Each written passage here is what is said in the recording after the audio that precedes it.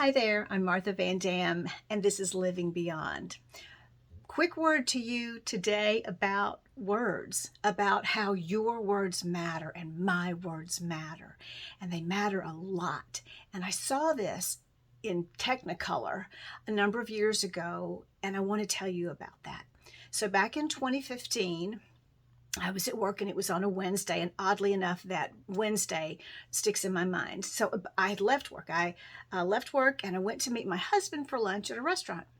So about the time that I'm waiting on him to come to get to the restaurant, I get a phone call from my younger sister. I have a sister who is 10 years younger than I am. And the instant I picked up the phone, I knew this was bad. She couldn't even talk, somewhere between not speaking and crying.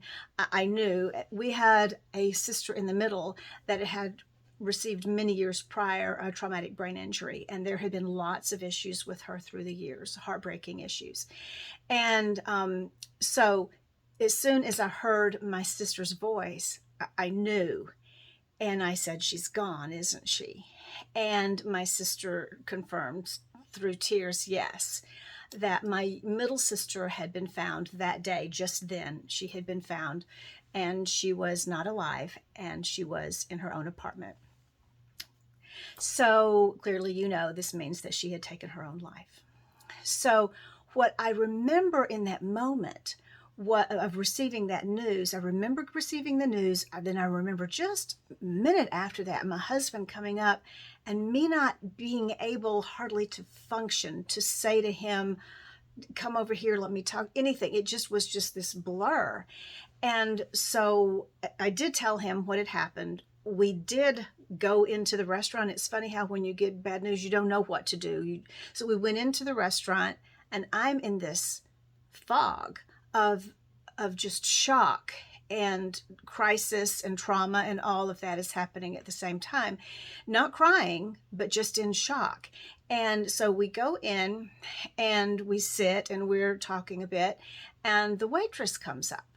And so clearly I am in no shape, form, or fashion to think about food, order food, to talk about it at all. And I just kind of sat quietly and kind of let my husband do what he was doing. And he did go ahead and order something to eat for himself for lunch. And I said to the lady, "No, I won't be ordering today. Thank you." And it seemed that she got miffed.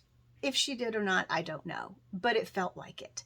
And it seemed that she was short, and it seemed that she was impatient. I don't know if she knew that meant it was going to be a lower tip. I just have no idea what it was. But I know that there was this distance and there was this coldness. And I remember thinking, if you had any idea what I'm dealing with, you might be a little bit nicer. So that was the first person that, other than my husband, that I had any contact with after I'd received this devastating news. Hours later, just a few hours later, I've gotten home. I've packed up a suitcase. I am heading on my way to Birmingham. I live in Florida. Birmingham is where my family is. It is about a 4-hour drive. So I'm 3 hours into the trip and had to stop for gas. A little Flying J in Pensacola, Alabama. And so clearly I'm still in this state of trauma, just trying to get to my family, and the emotion is beginning to kind of come in on me. So I went into Pensacola, bought some snacks. Went into the store in Pensacola. I got my snacks. And as I'm paying, there's a very nice gentleman at the checkout, and he's just, "Ma'am, hope you have a nice day. Find everything you need." Just pleasant, smiling.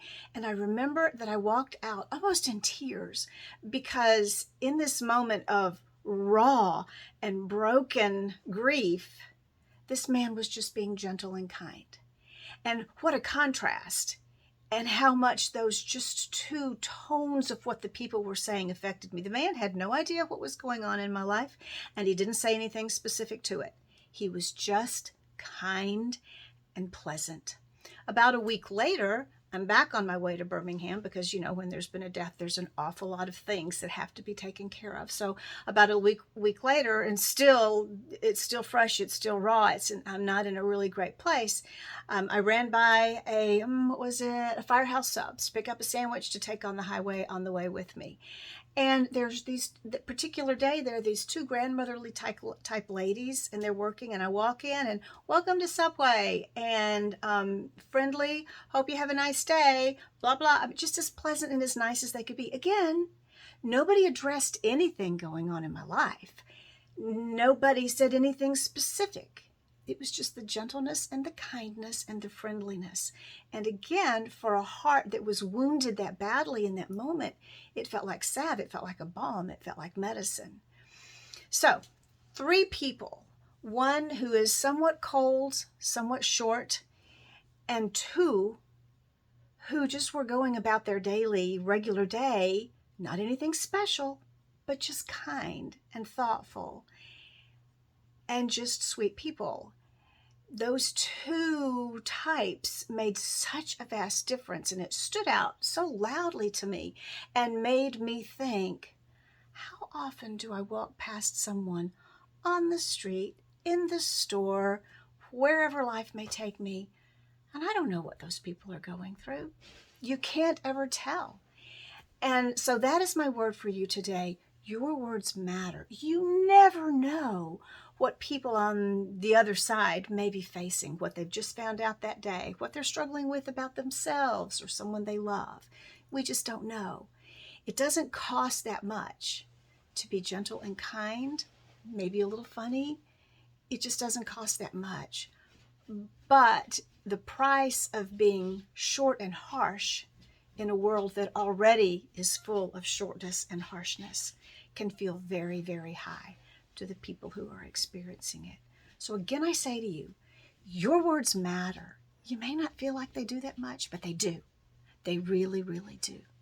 So if your day is just starting or your day is ending, whatever time you have left, please be extra, extra careful with your words today. You never know whose day might be touched in a deep way because of your kindness. You can do that. Thanks and bye-bye.